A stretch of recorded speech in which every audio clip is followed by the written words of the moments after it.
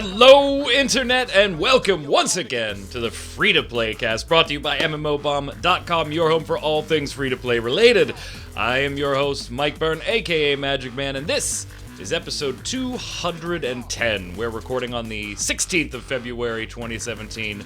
You're watching it the next day or later. We've got speculation. We've got news. We've probably got a fight or two in here. We got some angry comments. I mean, it's going to be a full show. It's gonna be a full show. And to help us get through it, of course, let's get to the co-host this week, Mr. Jason Winter. How are you, sir? I'm doing well. We got a full show, and I've got a full stomach. I had plenty of 50-cent corn dogs at Sonic today. Awesome deal. Oh, God.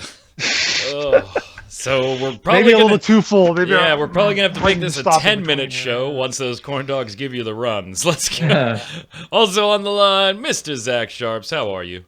I'm doing all right, but if we see Jason run away from the camera, we know what's up. So we definitely know what's up, as gross as that is.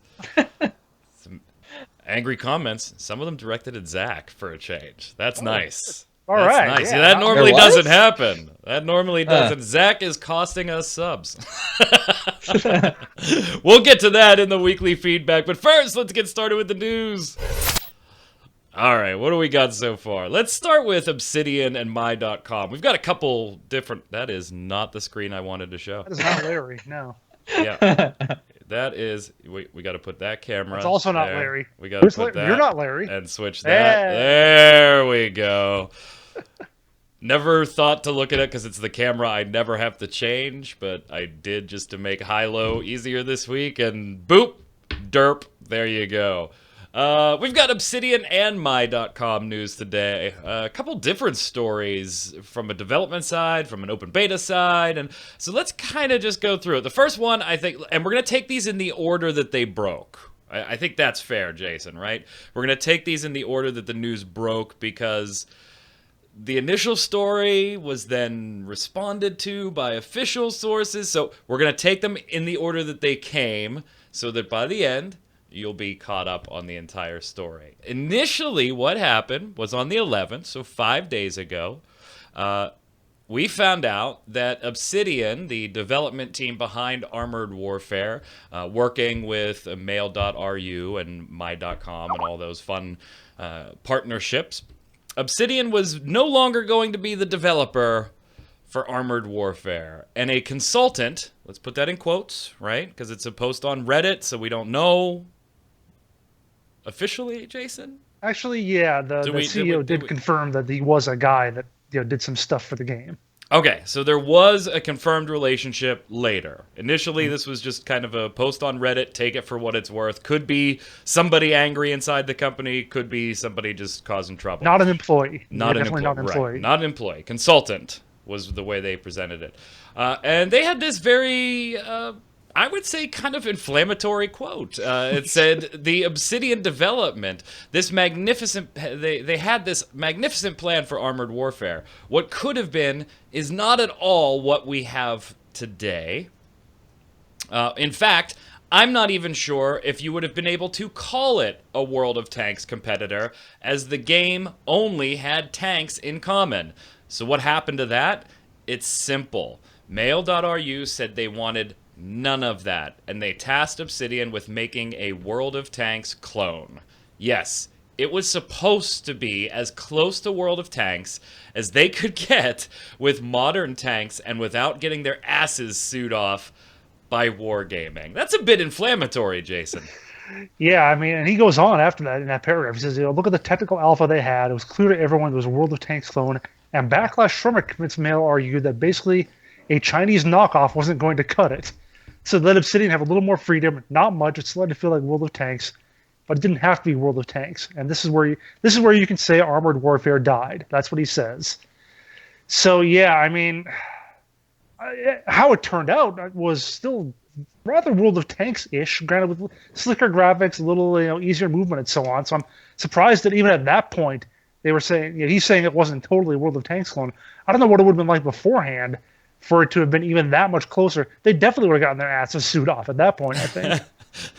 And we speculated, Zach, when it first came out that, Jesus, this is how are they not getting sued at this point? Yeah. It's so close. And I think one important thing here, too, is Gator Tribe, the name of the Reddit user that originally posted this, did eventually say that, they gave Obsidian a bit of a leash at some point, but the two companies never really came eye to eye.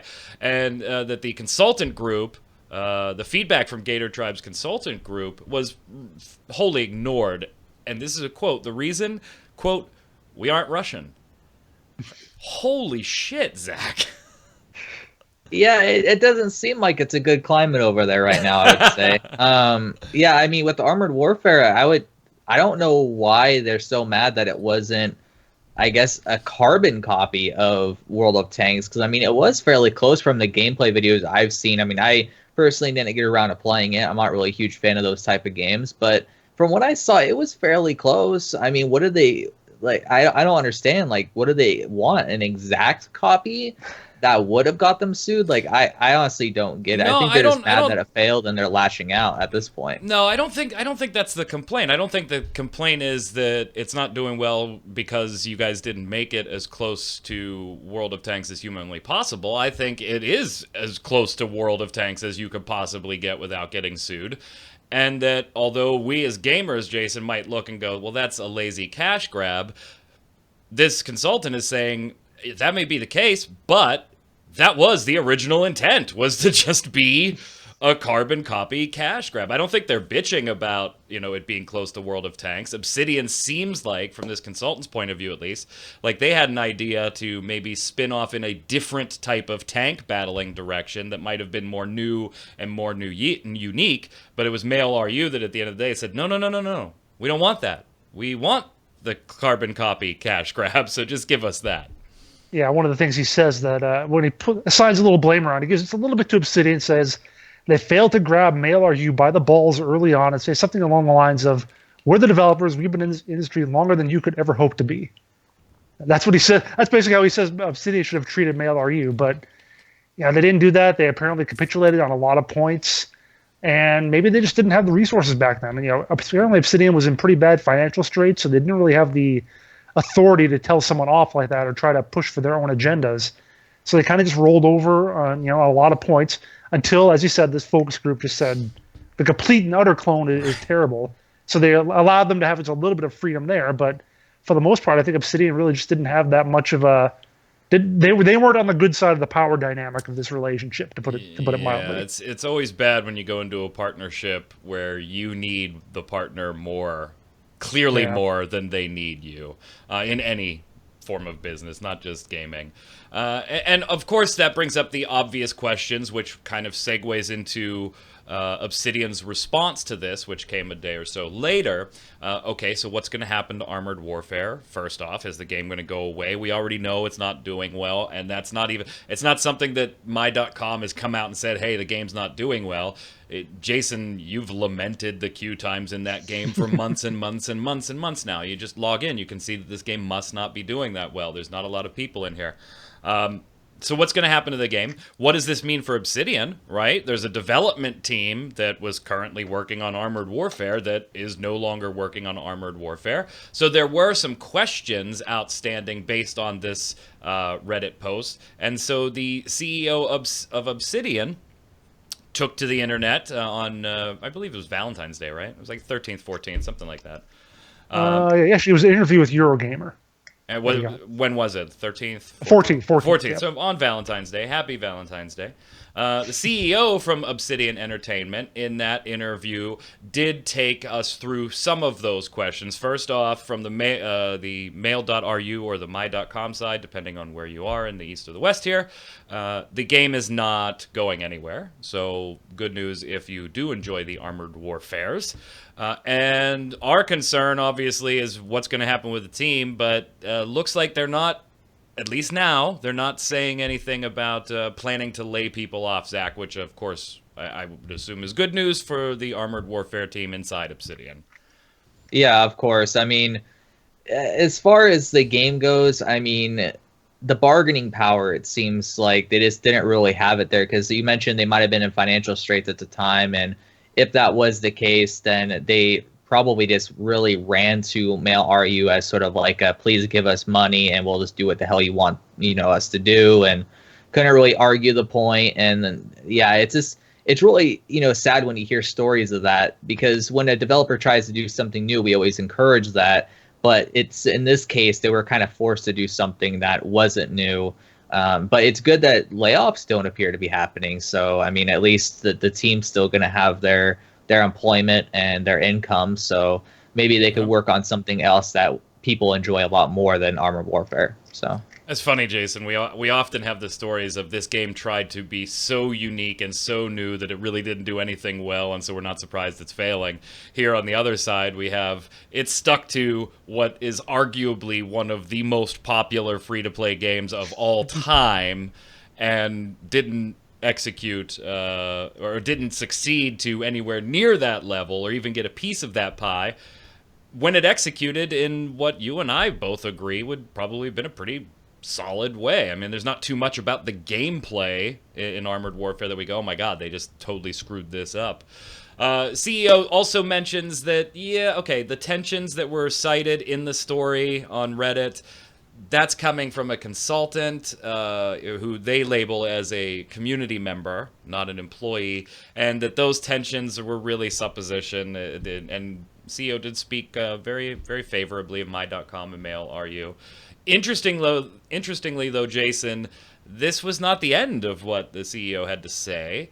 It went on to say that, you know what, we're probably not going to do MMOs anymore, at least for the foreseeable future. Yeah, they really said that this is the sort of thing that it's not likely they're going to tackle again, saying that large MMOs are beyond the ability of an independent developer to manage, unless that developer gets huge and brings in all the other aspects of the business, operations, customer service, live operations, etc.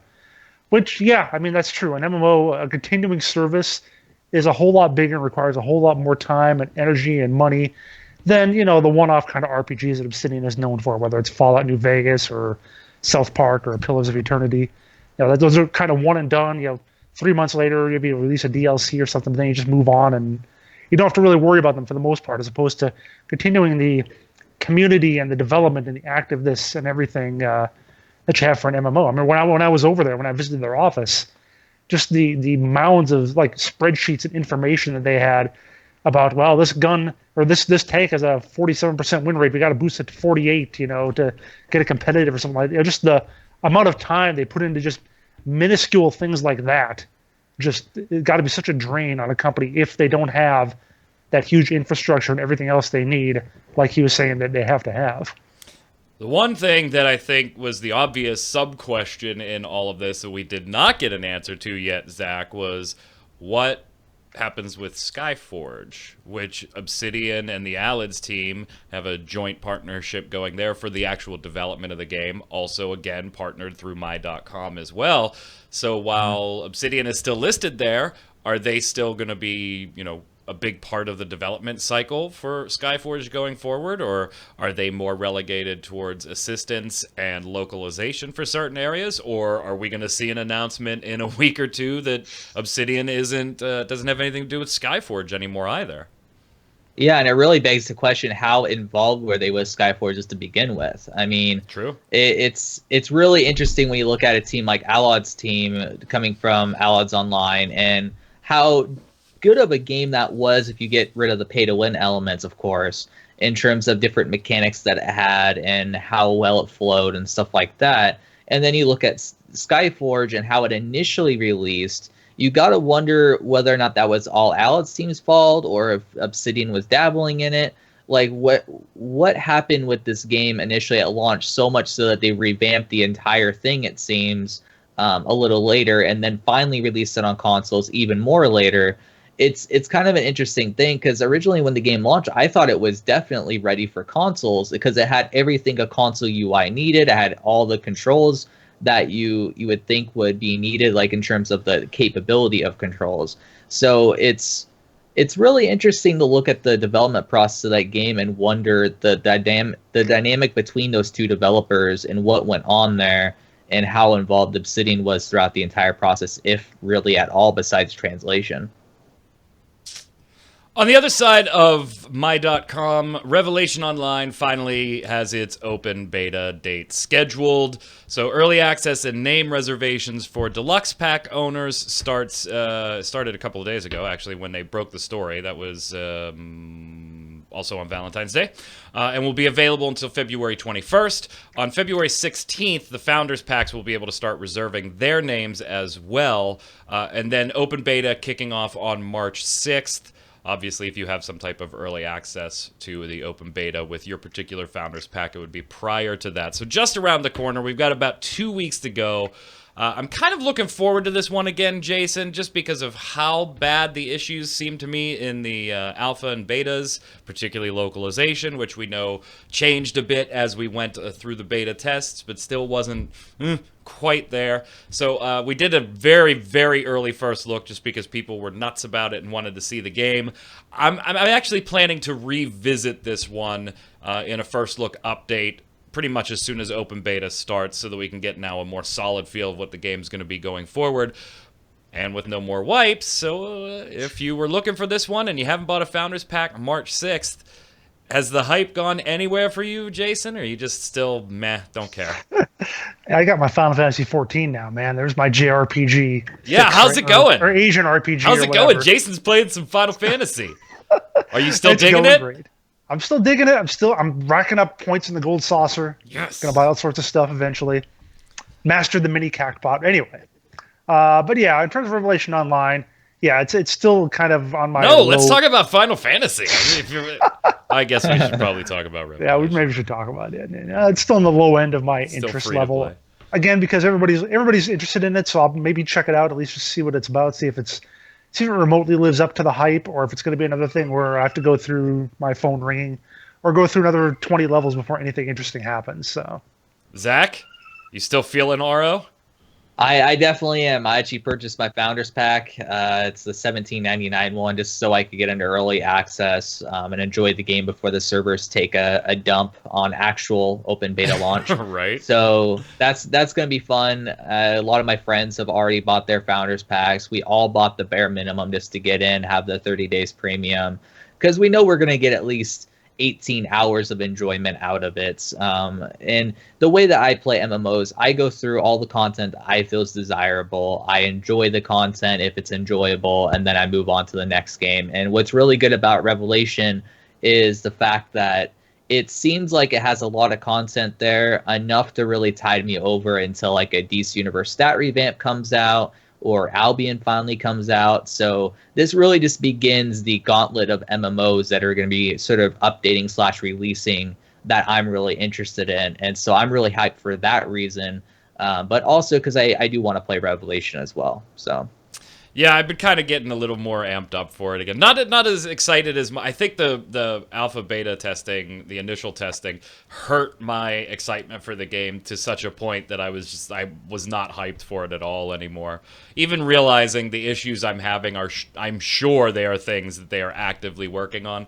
But it started to creep up a little bit. It's not at 0 anymore. I will be getting in there early with my Founders Pack as well. What else? Riot Games, League of Legends. Wow, we never talk about League of Legends on this show, like ever. do people play that? Is that game popular? I think a few. I think they have like 30 champions. 35 maybe. 35. Yeah. hey, that was Dota 2, damn it. Go check out Hilo yesterday. We just posted that today with our friend from Massively OP, Larry Everett. Check it out on YouTube if you want to get the 35 reference. Way to go, Zach. But two things. Won. He still won. Okay, spoiler. So League of Legends, very briefly, fans are finally getting a practice mode. It's only been something they asked for when the game launched. And I think the collective internet went, you still didn't have that yet? Oh, okay. Well, I've played the game for so many years that it's pointless now. But you can set all kinds of parameters, and this would have been, I might have actually developed, an average, mediocre bit of skill in League of Legends had something like this existed when I first started playing, because there was just that steamroll the bots by myself, jump into PvP and get steamrolled. There was no give me some time to figure this the fuck out, please, and figure out some of the meta. So I just have no interest in it now, but I guess better late than never, Zach? I mean, yeah. I mean, it will help some people who still want to sort of practice a bit before they go in with like a new hero that they just bought or whatever, or champion in this case. My bad. But yeah, it's one of those things where it's like, really, it took you guys this long, 100 champions later, like, come on now. So yeah, it's kind of a non-story, I guess you could say. I mean, there's definitely a benefit there to learning your maps, and I'm not jungling quite right. Let me go through and practice. There's certain benefits there, and you can adjust and tweak gold and levels and all that fun stuff. Just one of those features that I don't know. Riot for the longest time didn't want to do it, even though it's just one of those things you would think would have been in the initial plan for the game. And as much as we can acknowledge that they have, over 70, 80 million people or whatever, there are always going to be new people coming into the game all the time. Every time they do some new thing, it's, it was 70 million last time. Now it's 85 million. So they got 15 million new people from the last time. So, there's still getting new people in who are going to find this useful, even if the veteran players don't. Also on the Riot front, maybe a little more of interest to some of us non-MOBA files. MOBA files. That's a weird word. MOBA file. MOBA files. Sounds like it should be our show. The MOBA files. The MOBA files. Oh, Time Warner Cable being sued by the New York Attorney General, and League of Legends bottleneck and speed performance being used as evidence in that case. Jason, what's going on here? So yeah, apparently they were players of League of Legends were getting their bandwidth throttled, and Time Warner knew this. It was kind of intentional, and they didn't fix it until Riot and Netflix agreed to pay them to let their speeds go faster. And the internet was collectively surprised that a conglomerate was trying to sock money away. Nobody was surprised. And If you think that's crazy, go read up on net neutrality. oh boy, don't get me started. We did a whole episode about SOPA and PIPA when they were big in the United States at the time, and we got to watch it all over again now. So yeah, if you don't know and you're in the U.S., watch it. Stay informed. Net neutrality. Yeah, I mean that's really the whole story here. That's basically what we're seeing already occurring. Is there's so much of a lax on the law that net neutrality really doesn't matter anymore, and so now we're starting to see companies having to pay for just not being throttled. Like in League of Legends case, Netflix happened a while ago though. With the past administration, so we're already seeing the effects of what will happen without a law. But that's the scary part, and I'm happy people are fighting back against that because they need to. So, before we move on to the weekly bombs and everything, let's talk about two first looks we posted in the last week or so. First up, speaking of Final Fantasy, but not the one I'd really want to talk about, Mobius Final Fantasy, the mobile application, iOS, Android, now also available on PC on Steam. I got to admit, while there's a bunch of little nostalgia bits for me playing that and Final Fantasy fanboy service and things that I like, to me the game was just kind of meh. I thought there were some subsystems that it just felt like they were crammed in. They weren't really fun to use. Okay, I got to gather these skill seeds and do this, and then gather these to do this. Maybe as a little bit of a time waster. I could definitely see the appeal as a mobile game. I just can't imagine. And if you were huge on the mobile game, then maybe sitting in front of your computer playing it is a great thing for you.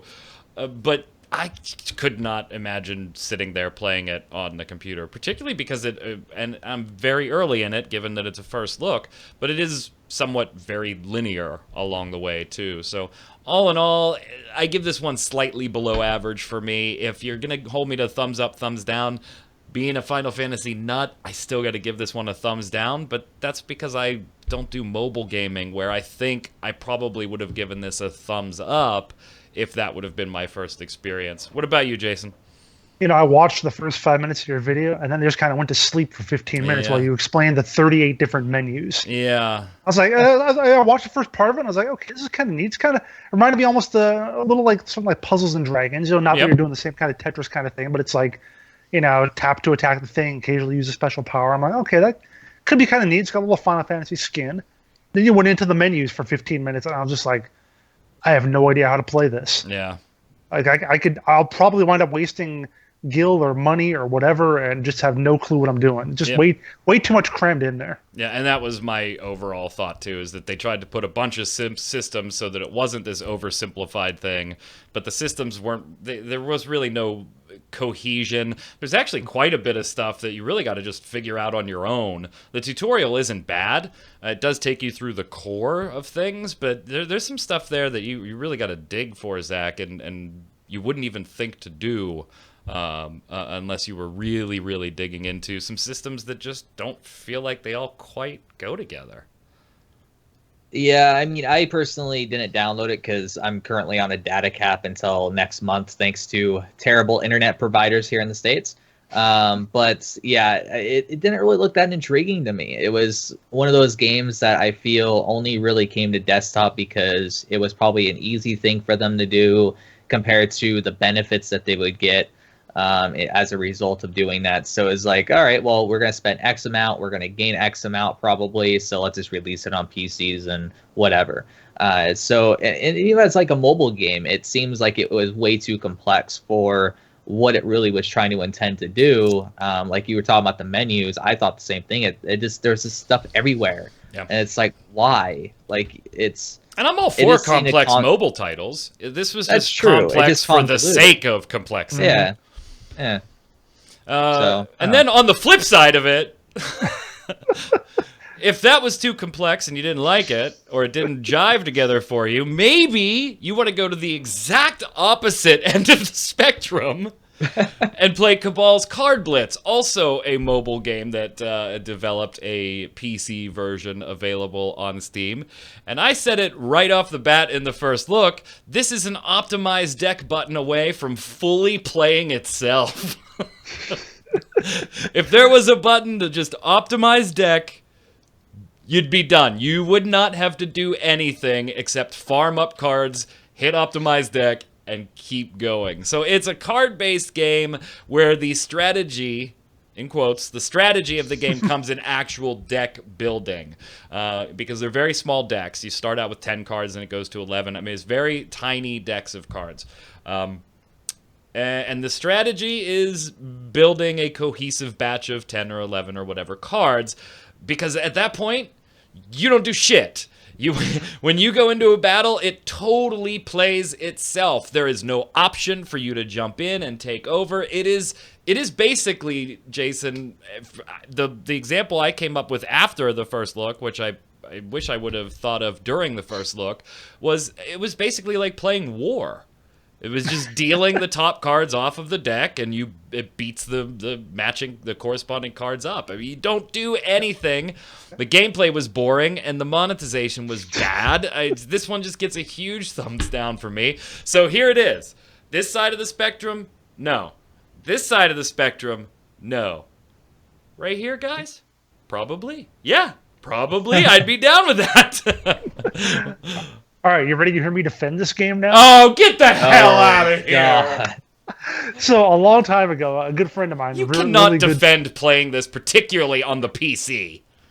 Really good... Well, maybe that's a case, yeah. But this really good CCG... Well, a really good CCG player friend of mine said that a CCG is 1/3 how you build your deck, 1/3 how you play your deck, 1/3 blind stupid luck. Now, I know you got on the luck case a little bit because the cards come up randomly, but that happens in every CCG. Cards come up randomly. Sometimes you get good draws, sometimes you get bad draws. So I'm not going to even count that part in here.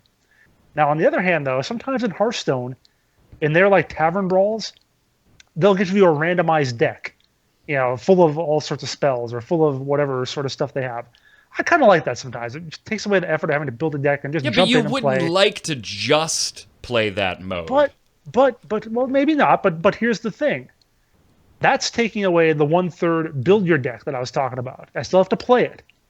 This game takes away the 1/3 play your deck, but you still got to build it. So, if You're you can talking acknowledge about that the Hearthstone... that's the thing, though. You're talking about a 10-card deck, Jason. Well, sure. It's just take your 10 strongest cards and throw them in there. There's no strategy. But what about the advancement later on when you get more cards and more strategic Christ. options? You mean the advancement where my second lieutenant, instead of having 48 power, has 58? Yeah, okay, that part's crappy too. But the concept of it, I don't totally disagree with. So if you like playing 1/3 of a CCG, maybe Well, I do Cabal's that in is for Hearthstone you. sometimes. Zach, please tell me you're not on Jason's side here. No, definitely not. Oh, thank God. Definitely not. And I've been a defender of some of the CCGs that I released, and this one, you just can't defend it, I don't think. Like, even Jason's defense, I don't think is sufficient. So, I'm sorry, Jason. You tried, but... Well, if you checked either of those games out or you watched the first look, let us know what you thought in the comments below. Maybe, hey, who knows? It could be a totally different game once you get to level 30. I don't know. Just go. I love those games. Go ahead. Yeah, you love those games. Let's slide over to the weekly bombs. Oh, boy. You said you wanted to fight. Yeah. Here we go. All right. I'm going to go first because mine is pretty self-explanatory. If you are aware of it, an A-bomb to Toshiba. Holy shit. Holy shit. That company is in some serious trouble. $3+ billion shortage. CEO was basically like, peace out, I'm gone. By the way, for the last 6 years, we haven't accurately been recording our profits. And this deal that we bought a few years ago, we just found out 2 years afterwards that the assets aren't as valuable as we paid for them. Oh boy. So yeah, Toshiba brand I've kind of followed. I've been a Toshiba baby to a certain extent on certain products for a long time. Not looking good. You know what? Let's go ahead and go to Zach and get his out of the way too, because it's self-explanatory as well. I'm sure most of those people that were working on the taxes and the accounting and all that stuff probably will not be able to find work after that. Like, how the hell does that happen? Like, Jesus. But anyhow, dub bomb to Revelation Online. I'm finally, gonna have some MMOs to play. I've been somewhat playing Black Desert, but I'm already starting to get bored of that again. So I'm happy that there's gonna be something new around the corner, and then it's something not new, but a new form of it around the corner after that, and then Albion Online, and so on and so forth. So finally, the MMO tsunami will start. By the way, we were talking behind the scenes about the next top 5 episode, and we were tossing around the idea of doing the top 5 MMOs that the MMO Bomb staff plays and has no idea why. And Zach, I wanted to bring it up on this show here because I thought it was funny. Jason and I were tossing titles around. Q tossed a title around, and Zach goes, "Well, you know what? I don't know. Because I can't think of a game that I don't know exactly why I play it." There's a free-to-play cast episode, 2 of them, in fact, where we beat the shit out of you for not knowing why the hell you play Echo of Soul. So don't start with me. You said current games, though. Current games. If it was just in existence, like all eternity, yeah, Echo of Soul, definitely. But so I know there's one in that library. I know there's one. You find it. Go ahead, Jason. Here we go. I'm going to give a bomb to John Smedley. Oh, shit. For getting back into the gaming biz with Amazon Game Studios. Not so much just for him, not a bomb to him. Good job, John. A bomb because now we're bound to have some great stories to write about now. Did you see that most of the staff he brought on was Pixel Mage too? It's like he just brought I didn't see what kind of staff he's brought on. It's like the entire team he brought on to Amazon was the team over at Pixel Mage that made a game that never came out. I don't know. Whatever. Oh god, Mr. Smedley. I have never met or interviewed someone. Well, maybe that's wrong. Maybe I could think of one other name that might fit this category, Jason. That up here, and when you talk to them, they just get it. Like they have the pulse of not just gaming, but in particular MMO or online gaming. They just get it. But it never gets executed well. It just never pans out. They say the things that you're like, they know what they're talking about. They're brilliant. They got their pulse on this. Scott Hartzman, right? He fits that mold for me. When you talk to him, at least a few years ago, he just got it. When he told me that Atlas Reactor wasn't niche, I was like, It's like when you see in the comments how gamers are like, "Oh, it'd be so easy if the devs just did this." right? And you get the feeling that's what the CEO also thinks. Right. We'll just do these 20 things. It'll be so easy. Oh crap. From the viewers, Lagwin1980 says, to bomb to Chris Wilson and Brian Weissman of Grinding Gear Games for stepping in to save, or at least attempt to save, a game called Skyforge, a free-to-play TGC, which was on the verge of shutting down recently, both of whom offered technical support along with financial support from them and players. Seems like the game will live on. We did cover this on MMO Bomb. I love this type of story. Pity I missed the top 5 question last week, but here's a belated suggestion. Top 5 games that have the most falling deaths. Oh, you son of a bitch, Lagwin. The most falling deaths for each of the presenters, but mainly Magic. You want to know why I don't stream anymore, Lagwin? It's because of you, damn it. That's why I don't have time. But, yeah. Lots of falling deaths for me. Ha-ha. Ha-ha. You're up, Jason. Yeah, I can tell this next one's for me. All right. Hellsworth. I love you, Hellsworth. You're my favorite person. This is bombs. A bomb to twitch.tv/Jason Winter. I hate Twitter, and so I don't know his schedule. And so yesterday I was finally able to catch him streaming Tomb Raider. What? Yeah, I play games. And as I'm setting myself down comfortable to start bashing his skills, he goes like, I'm sorry, Hellsworth, for you to join so late, but I'm just finishing up. Aww. And puff, save, and out. Sorry, man. I was just getting tired. Also, A-bomb to Nintendo Switch. It's the Return of the Jedi consoler moment of the month. Pope Zach Sharp. Sorry, just had to. The consoler. Sigh. Where to begin? Let's see. The feeling I have from the console is that it's just a freaking tablet with a custom pad. Everyone thought what will happen when you or your son gets jacked on the bus and part of your console is gone. I mean, how much graphics can you put out on a tablet, or do you want to just play Mario 64 for the rest of your life? 4K games are coming out this year using latest drivers and hardware, and these guys are trying to sell people overpriced tablets with a custom pad. Come on. And then after crappy things to me and Zach, he has dub bomb to Mike Burns. He says, I never had good reason to bash him for a bit. Trust me, we'll find reasons. Hey, Hellsworth has bashed me before. I'm having a good couple of weeks. Yeah! Appreciate it, Hellsworth. Screw these other guys. Go ahead, Zach. Mr. Sanchez 159 says, Merry Christmas, Zach. Merry Christmas. Where's your tree? You Where's finally the took tree? it down. I don't know, man. It's like I put it away or something. You don't know? Oh my God. No.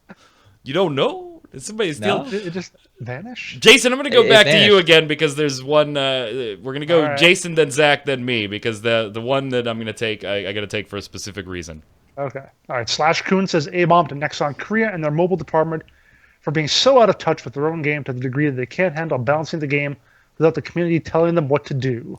And see, it's hard to agree with that when Nexon's mobile department, according to their financials just released, was the best part of their company. Maybe if Slash Kuhn is correct, maybe that's a bad thing that mobile was the best, a really bad thing that mobile was the best part of the company. 80% of our profits, but that's only like $53. Right. Go ahead, Zach. Adhide 69 says, The Princess Bride's Miracle Max. Nice job working that in, Mike. I knew we had good viewers. That was the mutton, lettuce, and tomato thing that I said last week that neither one of you got. I've already forgotten it. James Esparza. Here we go. This, Zach, just hang your head in shame right now. Dear Free-to-Play Cast, I have enjoyed a great amount of your awesome show. Thank you, James. I've also enjoyed and consumed an even larger and, dare I say it, staggering amount of your website as well as your YouTube channel's content. All good so far? Thank you, James. I've had my comments read a handful of times, and even at times being the last comment to be read in the show in what I would describe as a bad day. So good. So far, so good. Needless to say, hearing Zach's monotone voice rip all of the charisma out of my comment just lifted my spirit. With this said, I would like to officially declare my unofficial subscription to the MMO Bomb, all in caps, YouTube channel. You're welcome. P.S. Have Mike or Jason read my comments. Zach's reading voice is extremely monotone. Hashtag, what am I doing with my life? See you on the servers, fellas.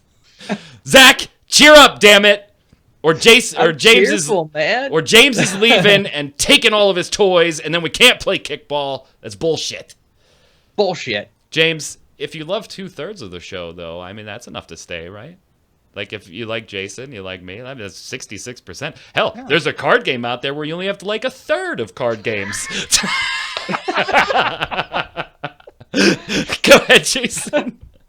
Well, wait, we're done with this. I'm supposed to do this in monotone now. All right. Alan M00128 plus 256 equals 384. I am not a programmer, but maybe this makes more sense now to someone. Yeah, we're talking about memory caps on, what is it, Ion's new thing. And, I was going in the, exponential increments. Right. And this is, while you are right, Alan, I would be shocked if they were still using equipment that had that type of configuration. But, hey, who knows? It's an older game. Go ahead, Zach. Michelle Sanctuary says, Dear Zach, I do believe the next NCSoft called IA2 is a mobile version of the original Ion, since it is the recent trend of MMOs having their mobile version released. I just butchered the hell out of that. But hey, more enthusiasm. I don't know what kind of emotion that was. But Michelle, actually, to give you an update on that. Read this comment quickly. Everything that we've seen officially it's still Project A2, and we don't really know what it was yet. But as of January, which was the most recent stuff I had personally seen about it, it was still referred to as a PC MMORPG. So I don't know if mobile's going to be the way it goes there. Hydrex Sky Shadow says, A-bomb to percentage chance in competitive games. I get it in an MMO, but I hate it in games that need tactics and skill. Chance is not a skill. You have a 15% chance to stun, and you do it 8 times in a row. That doesn't mean you're good. That means you're a lucky piece of shit. And that's why I don't play games. Except, obviously. Except Cabals, because then I don't have to worry about it. There you go. Question of the week last week. Do you agree with Lord of the Ring Online's decision not to go into Mordor as the destruction of the ring takes place? Even if you aren't a Lotra player, do you think this respects the lore? Or does it take a huge set piece away from players? Tepic says, from the various interviews SSG have done, it sounds as though the ring's destruction will be a major story, which we confirmed it would be, just not how it was going to be presented. But it will happen very early on in the expansion, so most of the content takes place afterwards. You understand it correctly, that's the way we reported it too. They've said they had big plans for the end of the ring since the game first came out. On top of that, they're changing the animations of character models, which will be switchable, and they've... Is that Nintendo switchable? And they've recently added a lot of landscape frills, transforming the look, both of which might please Zach. So dub-bomb to that. All right. Go ahead, Jason. Hellsworth, my favorite stream viewer, says, question of the week. Lord of the Rings. and probably the stream viewer with the least amount of total view time. Yeah, true. Lord of the Rings is pretty much the birth of the genre. Most things like D&D evolved from it, and medieval fantasy has its roots in there. So in that sense, retouching the story is like putting new apostles in the Bible. But if you were to tell a tale that happened somewhere else while that event happened, I guess it could be interesting. But nonetheless, wouldn't that make it outshined by the first event in the first place? I don't know. I guess it would fall on the storyteller's lap to make it as meaningful for the characters involved as is the Frodo versus Gollum in Mordor event. I admit, I think I was really skeptical when I first heard about Lord of the Rings Online. I didn't think they would do a good job of telling stories away from the main part of it, which could only be a small part of the game in total. But they've done pretty well, and I think they'll execute it fairly decently. Zach, this one's on you. It's a bit longer, so put some smiles in it. Elusive X Treasure says, for the question of the week, this is a complex one. One of the major complaints about MMOs that the hubby and I have are that in a lot of them, you aren't really someone special. You aren't in the main story at all. You're just a hero, whatever that means. So in that vein, I think being a part of the main story feels more satisfying. However, this is Lord of the Rings, and in respect to the story, I can certainly understand it. I think that's why, in general, I prefer titles that aren't based on some already established franchise. I feel like the player should be the main character. Sure, that means there's a ton of main characters running around, but what's cooler than seeing yourself in a cutscene or having NPCs whispering about your exploits as you pass through town.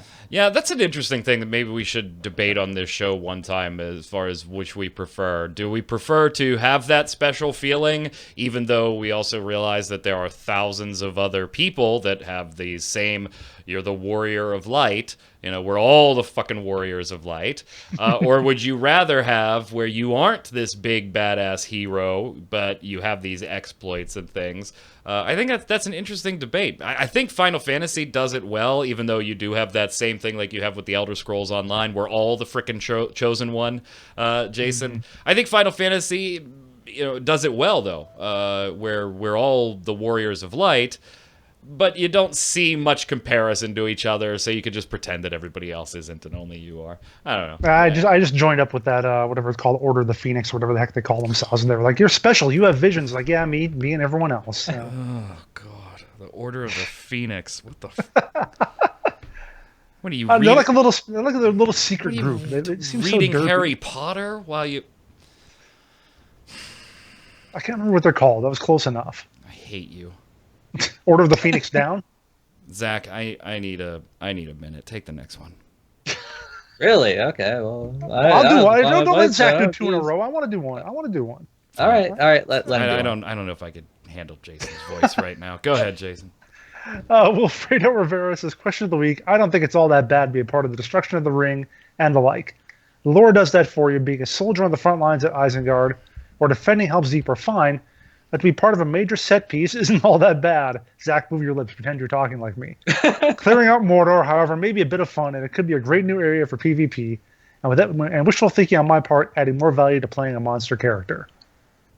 Yeah, they should actually put more PvP in the game there in Mordor. That'd be a good idea. I like the last comment here is the best thing. Cape 10 Ghost says, for the question of the week, they should just make the PC, the player, be in the battle at the Gate of Mordor. Yeah, and I was like, Jesus, that makes a lot of sense. Yeah, I'm sure they will. Yeah, put him there. Yeah. Question of the week for next week. What's the first thing with Revelation Online and some other games coming up here? If you jump in and you start enjoying a game, what's the first thing you tell a friend about an MMORPG when you're trying to convince them to come and play with you here? So tell us in the comments below what your selling points are of a game initially to a friend to get them to play. Make sure you put your weekly bombs down there. Dub bomb for something bad. Dub bomb for something good. Jason's got me all flustered. Dub bomb for something good. A bomb for something bad. And of course, if you have questions for the panel, throw them in there below. Until next week, Zach, where can everybody find you? Arrow, find me on Twitter at Zach Sharps and doing alternative math on Hilo. Yeah, that's true. That is true. That is definitely. I was like, wait, how is he 5-2? We've only recorded 5 episodes. Alternative math that hurts my winning percentage, nonetheless. There you go. Jason, where can everybody find you? You can find me on Twitter at Winter Informal, streaming twitch.tv/Jason Winter. That's just for you, Hellsworth. Come and watch. Find him at Hogwarts. I'm Mike Verne, aka Magic Man. You can follow me on Twitter at MagicMan1, MAGICKMAN1. Of course, while you're there, follow at MMOBomb so that you get the feed of all the latest news, giveaways, posts, first looks, videos, and more fun stuff as we post it on the site. Until next time, gang, stay safe. We'll see you on the servers.